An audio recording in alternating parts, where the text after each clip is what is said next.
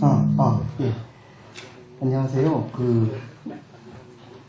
어저께 일어났더니 허리 담이 와가지고, 그래가지고 지금 이렇게 하고 있습니다. 저는, 여기 복지와 경계를 이어주는 사회복지사라고 써있긴 한데, 사실은 그렇지 않고요. 그냥 경계를 좀 공부했다가 이제 다시 하고 있는데, 그래서 제가 맨 처음 섭외에 들어왔을 때, 나 같은 사람 쓰면 그러면은 너무 식상해서 사람들이 다 싫어할 거다 뭐 이런 얘기 했더니 그러면 거기서 하지 않았던 얘기를 하라고 그래서 오늘은 제가 왜 푸른복지사무소 하게 됐는지, 그리고 푸른복지사무소 하다가 중간에 경제도 좀 했었거든요. 그래서 그것을 어떻게 하게 됐는지, 그리고 그래서 사회복지하고 경제하고 어떻게 연결할 건지 하는 걸 할 수 있는 한 최대한 빨리 해보겠습니다. 그러면, 예. 제가 사회사업을 알게 된 게, 제 친구 중에, 여름방학이나 겨울방학만 되면, 한 달 동안 막 기관에 가더라고요. 아침부터 이렇게, 저녁 6시까지. 그래서, 제 생각에는 방학 때 자기 돈을 내고 또 노동 착취를 당하고 있는 친구가 있는 것 같아서, 그래서 당신은 도대체 무슨 일을 하냐? 무슨 일을 하길래 돈을 내고 그 다음에 가가지고 또 한 달 동안 거기서 일을 해야 되냐? 그랬더니 자기는 사회복지 사회사업학과를 다니고 있다고 하더라고요. 그래서 무슨 일을 하냐? 뭘 배우는 거냐? 그게 도대체 뭘 가르쳐 주는 거냐? 그랬더니 사회사업이란 개별 사회사업, 집단 사회사업, 지역사회 조직 이렇게 얘기하는 거예요. 그래서 개별과 집단을 알겠는데 지역사회 조직은 뭐냐? 그랬더니 소셜 액션을 얘기하고 막 그렇게 얘기하더라고요. 그래서, 그때 충격을 받았죠. 아니, 이런 걸 가르쳐 주는 곳이 있나? 막 이러면. 세상에 데모하는 법을 가르쳐 주는구나. 야, 이거 역시 견문이 넓은데 내가 너무 좁게 생각했구나. 라고 생각했었어요. 그래서, 그때는 진짜 이거 가르쳐 주는 줄 알았어요.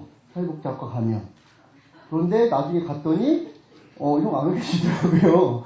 그런데 어쨌든 학문적으로는 있구나. 라고 하는 걸 깨달았고요. 그렇게 해서 이 사회사업학과를 알게 됐고, 그 친구가 누구냐 하면 페이스북에 나오는 김수영이라고 있습니다. 저한테 그렇게 소개해줬었던 친구인데, 그래서 이제 사회복지를 공부하게 됐고요. 근데 사회복지 공부하게 된 또 하나의 이유 중에 하나가 무엇이냐면, 제가 푸른복지사무소를 하고 있는데, 왜 푸른복지냐 하면, 제가 같이 일했던 곳이 푸른마을 푸른밥상이라는 생활협동조합 운동하는 곳이에요. 그러니까 농촌하고 도시하고 직거래 운동을 하는, 지금 서초구에 있습니다. 아직도.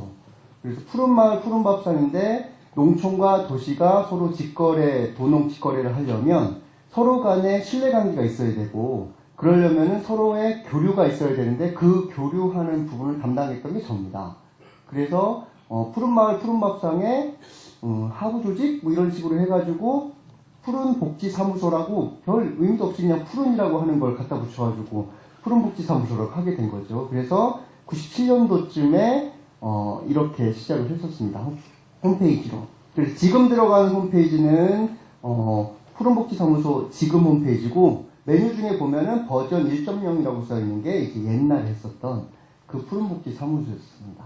그렇게 해서 푸른복지사무소를 하게 됐죠.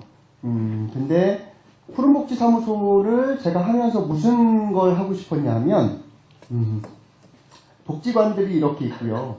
복지관들이 근데 커다란 체계라고 생각해서 커다란 것과 복지관들 사이 안에 작은 형태의 개인 사무소들이 많아지면 그러면 촘촘해지겠다라는 생각을 해서, 그래서 개인 사무소를 이제 진행하고 싶어 했었죠. 그래서 사회복지사로 개인 사무소를 저렇게 빨간 점처럼 조금씩 여러 개가 있으면 복지관이 자기 10분 거리에 있는 분들을 주로 대상으로 하는데, 걸어서 10분 거리에 있는 분들 대상으로 하는데 지역이 다 조금씩 있으면 좋겠다라고 생각하고 이제 개인 사무소를 하고 싶었죠. 그래서 누굴 찾아갔느냐 하면 이분을 찾아갔어요. 그 당시에 어떻게 하면 개인 사무소를 낼 수 있을까요? 가르쳐 주셔서, 그래가지고 그때 처음 찾아갔습니다. 그랬더니 여기 한덕현 선생님께서 저한테 얘기해 주신 게, 기도하세요. 그래가지고 예, 알겠습니다. 그래가지고 기도했죠. 저 내용을 가르쳐 주실 줄 알았는데 기도하라고 그러셔가지고 알겠다 그러고 기도를 하고, 그 다음에 개인 사무소처럼 하려고 그래서 동네 돌아다니면서 개인사무소, 왜 그런 거 있죠? 그 과외 선생님 이런 거 뜯어가지고 전화번호 있고 막 이런 거. 그거 동네 막 붙이고 다니고 막 그렇게 했거든요. 근데 이제 아무도 연락이 안 오고 그렇게 해서 이거 어렵겠구나 생각하면서 그때 당시에 또 무엇을 했느냐 하면 학교 사회사업을 했었습니다. 어느 초등학교에 들어가서. 그래서 초등학교에 그냥 개인사무소처럼 혼자 가서 그래서 사례관리처럼 지역에 있는 기관들과의 상호 연계, 의료 연계들을 하면 되겠다라고 생각했는데 학생 한 명을 같이 의뢰할 일이 있어서 복지관에 가서 의뢰하려고 했어요. 그랬더니 의뢰가 안 되더라고요. 오히려 전화 연락 없이 왔다고 1시간 반 동안 붙잡아 놓고 혼내시더라고요. 그래서 이게 내가 생각했던 복지 전달 체계, 기존의 전달 체계와 실제로 운영되어지는 게 다른가 보다. 그래서 이제 복지관에 들어갔습니다. 개인사무소 하고 싶어서.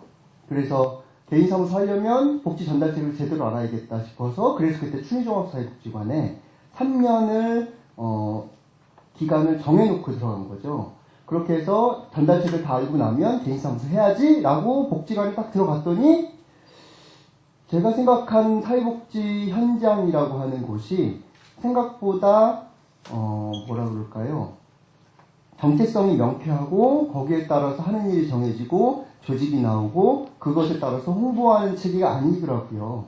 그때그때 필요한 일들을 주로 많이 담당하고 치료와 유행이 존재하는 그런 형태로 가더라고요. 근데 그렇게 가서 복지 전달 체계인 복지관들이 그렇게 일해버리기 시작하면 그러면은 내가 지금 개인 사무소를 여는 게 더 중요한 일일까? 아니면 전달 체계가 좀 더 일관성을 가지고 일할 수 있도록 하는 일에 기여할 것인가 생각해서 후배 중에 혹시 개인 사무소 하고 싶은 사람이 있다 하더라도 지금의 전달 체계로는 곤란하겠다 싶어서 개인 사무소를 열고 지금 하는 일은 지역에 이렇게 하나씩 있는 점의 역할을 하는 게 아니라 전달 체계 자체가 좀 더 정체성을 가지고 일할 수 있도록 하는 일을 하고 있는 거죠.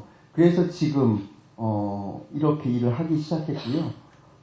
그래서 그 다음에는 이제 철수차에서 푸른복지사무소도 하고 푸른복지 출판사도 운영하고 그렇게 하고 있습니다. 지금.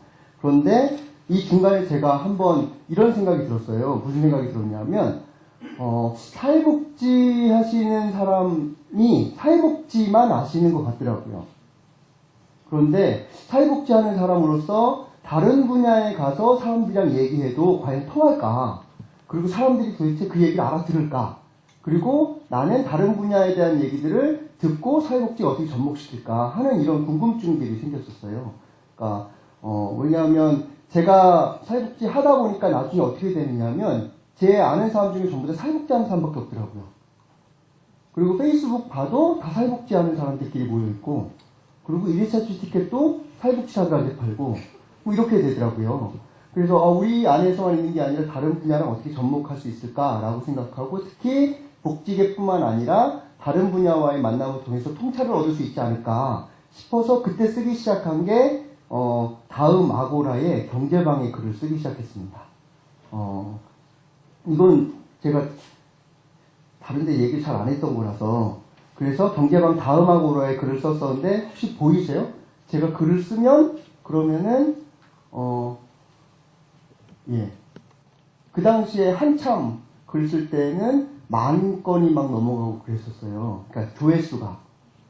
그래서 다음 아고라에 글을 쓰기 시작하면서 사람들이 제 글을 읽어주고 그리고 또 거기에 반응 보여주니까 그게 또 감사해가지고 그래서 그 다음날 밤 10시부터 한 2시 아니면 늦으면 4시 이렇게까지 열심히 글을 쓰고 올리고 했는데 사람들이랑 이제 소통이 되기 시작하더라고요. 그리고 전혀 모르는 분인데 저랑 연결되기 시작하고 그러면서 어느 순간 미네르바라고 아세요?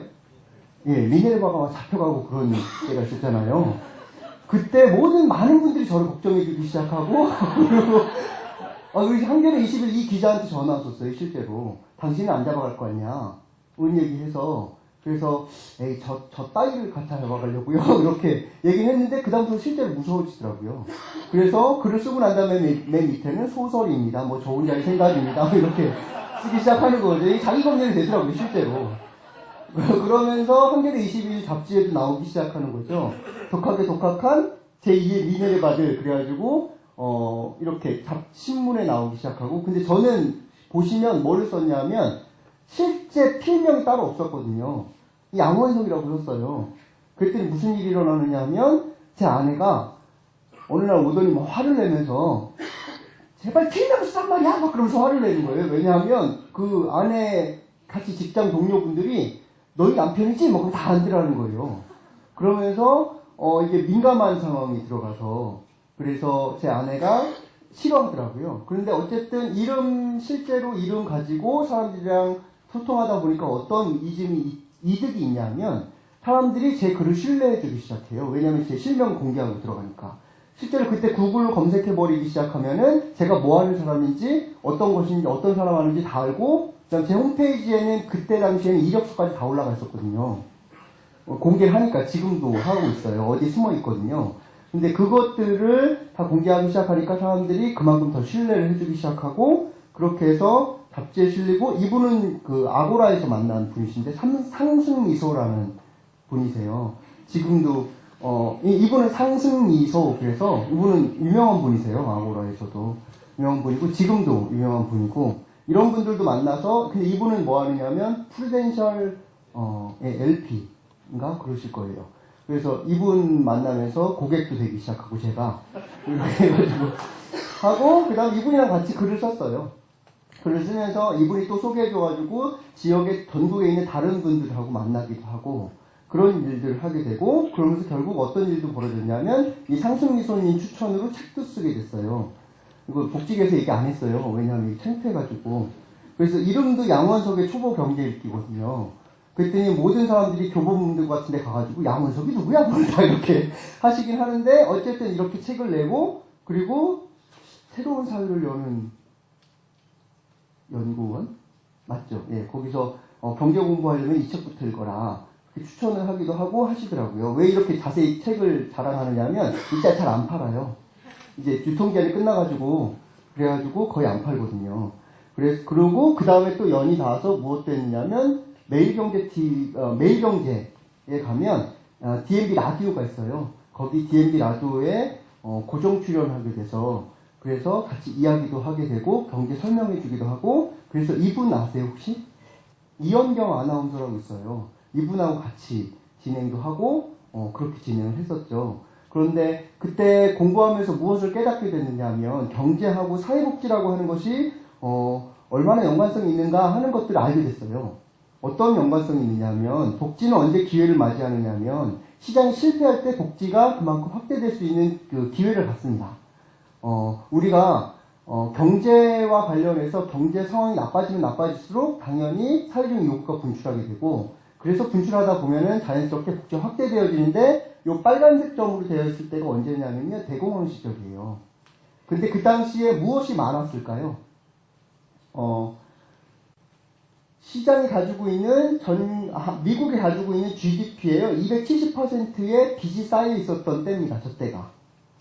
GDP의 270%의 빚이 쌓여 있었고, 그게 한 번에 무너지기 시작하면서 대공황이라는 것이 왔었거든요. 그래서 그때 등장한 것이 무엇이냐면, 이때 등장했던 것들이 자유방위주의에서 사회복지 정책으로 확대되어지는 때, 그래서 보통 들을 때 뉴딜 정책이라고 많이 들으시잖아요. 그때 사회복지 정책도 자유방임에서 사회복지가 확대되어지는 시대로 들어갔거든요. 그러면 지금은 어떨까요? 지금도 제가 왜 경제와 관련해가지고 사회복지가 기회를 갖을 수 있다고 생각하느냐 하면, 지금은 몇 퍼센트가 미국이 빚이 있을까요? GDP에. 여기 표를 보시면 거의 300% 가까이 넘어가죠. 그래서 무슨 문제가 벌어졌었냐면 서브프라임 사태 무너지면서 사람들이 부채를 갚지 못하게 됐죠. 그래서 국가의 빚이 엄청나게 늘어나는 형태가 됐고, 그런데 그 다음 타자가 누구로 가느냐면 유럽으로 갔죠. 그래서 그리스 문제가 됐었고, 그 다음에 지금은 또 어디로 가고 있죠? 이탈리아나 유럽 쪽으로 분명히 갑니다. 그러고 난 다음에 또 어디로 가게 될까요? 중국으로 갈 거예요. 지금 혹시 중국 펀드 갖고 계시는 분? 예, 지금 갖고 있으면 미친 짓인 거죠. 왜냐면요, 50% 가까이 빠졌거든요. 근데 우리가 몰라요, 지금 이 상황에 대해서. 그냥 단지 어떤 뉴스가 나오면 좋아졌네, 나빠졌네 이렇게만 얘기하지, 거시적으로 보면요, 지금 전 세계적으로 무엇이 너무 많을까요? 부채가 너무 많아요. 부채가 너무 많기 때문에 부채를 갚을 수 있는 방법은 어떻게 해야 될까요? 갚거나 파산하거나 그래야 되거든요. 그런데 맨 처음에 무너졌던 곳이 어디예요? 미국이고 그 다음에 그리스, 이탈리아, 유럽, 중국 그 다음은 어디로 갈 거냐 하면은 아마 그 나머지 나라로 다 연동되겠죠. 그러면 우리나라는 앞으로 고성장을 달성할 수 있을까요? 없을까요? 거의 불가능하다고 봅니다. 저 개인적으로는. 그러면 어떤 상황이 들어오느냐 하면 그러면 사회적 요구가 분출되기 시작할 거라는 거예요. 사회적 요구가 분출되는데 그러면은 이 사회적 요구가 분출되면은 자연스럽게 복지 사회로 가게 될까요? 그게 아니거든요. 왜냐하면 시장이 실패했다고 해서 바로 복지의 확대로 가는 게 아니라 어느 방향으로 갈 것인지는 그 당시에 살고 있는 사람들이 결정하게 되는 거예요. 왜냐하면 여기는 어디냐면은 짐바브웨라는 곳입니다. 얘는 부자일까요? 아닐까요? 돈을 이렇게 많이 갖고 있는데? 근데 아니에요. 왜냐하면 화폐 가치가 너무 많이 떨어졌어요. 그리고 독일에서도 이 하이퍼 인플레이션이 일어난 적이 있었거든요. 이게 뭘 쓸어 담고 있는 걸까요? 돈 쓸어 담고 있는 거예요. 실제로 어떤 일이 일어났냐면 화폐 가치가 너무 떨어져가지고 그래서 모든 사람들이 퇴근하자마자 열심히 뛰어들어가지고 뛰어서 버스 타려고 노력했습니다. 왜 그랬을까요? 뛰어서 가는 동안에 버스 요금이 올라갔어요. 하이퍼 인플레이션 돈값이 너무 떨어져가지고요. 게다가 사람들이 물건 사려고 수레에다가 저렇게 돈을 잔뜩 짊어가지고 가가지고 수레를 가져간 다음에 거기다가 돈을 많이 담은 다음에요. 그 다음에 거래 흥정을 하고 있는 동안에 누가 도둑 맞은 거예요. 이걸. 뭘 훔쳐갔을까요? 수레를 가져갔어요. 돈을 안 가져가고. 그런데 이렇게 경제적으로 혼란스럽고 시장이 실패한 상황에서 그 다음에 독일 정부에서 어떤 정부가 들어왔을까요? 이 바이마르 공화국 다음에 드러난 곳이 어디죠? 히틀러예요. 그러니까 시장이 실패하고 나서 병역기가 일어나고 경계 상황으로 들어갔다고 해서 무조건 좋은 세상이 된다는 것이 아닌 거죠. 왜냐하면 미래는 결정되어 있지 않고 시장 실패의 경계에서 어느 방향으로 에너지 주느냐에 따라서 미래가 결정되는 거죠. 지금 저는 아주 혼란기거나 아니면 경계의 상황에 있다고 봐요. 문제는 어떤 쪽으로 우리가 에너지를 주느냐입니다. 예를 들면 이게 트루라이즈라고 하는 영화인데요. 트루라이즈라는 영화에서 이렇게 가다가 이 트럭이 경계선, 다리가 끊어진 곳에 살짝 걸쳤어요. 살짝 걸쳤을 때 이것을 가지고 경계에 걸쳤다라고 그러는 거고요. 근데 이때 어느 쪽으로 에너지를 주느냐에 따라 다른 거죠. 그래서 이분이 걸쳐가지고 살았다라고 얘기하는 순간 여기 갈매기가 펠리칸이 내려와가지고 그래서 앞에 탁 앉아요. 그랬더니 이 차량이 그냥 떨어지게 되는 거죠. 문제는 우리 사회가 지금 어느 쪽으로 가고 있느냐 하면 제가 생각할 때는 급격하게 경계선상으로 들어가고 있다고 생각해요.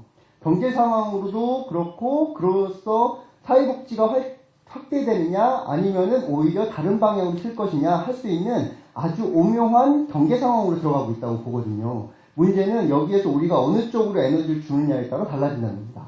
즉, 맨 처음에는 혼돈의 가장자리 저렇게 안정적인 상태에서는요, 아무리 힘을 줘도 움직이지 않습니다.